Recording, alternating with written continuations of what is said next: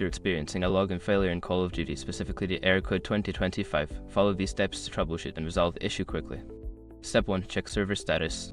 Visit the official Call of Duty website or social media channels to check if there are any server outages or maintenance announcements. If the servers are down, you will need to wait until they are back online. Step 2. Restart your game. Close Call of Duty completely and restart it.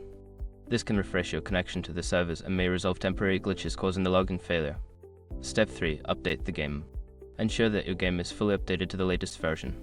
Check for updates through your gaming platform like Steam, Battle.net, or console and install any available patches. Step 4. Verify your internet connection. Make sure your internet connection is stable. You can test this by running a speed test or trying to connect to other online services. If your connection is weak, consider resetting your router or switching to a wired connection. Step 5. Reinstall the game. If none of the previous steps work, uninstall and then reinstall Call of Duty.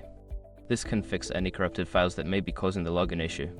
By following these steps, you should be able to resolve the login failure issue. If problems persist, consider reaching out to customer support for further assistance.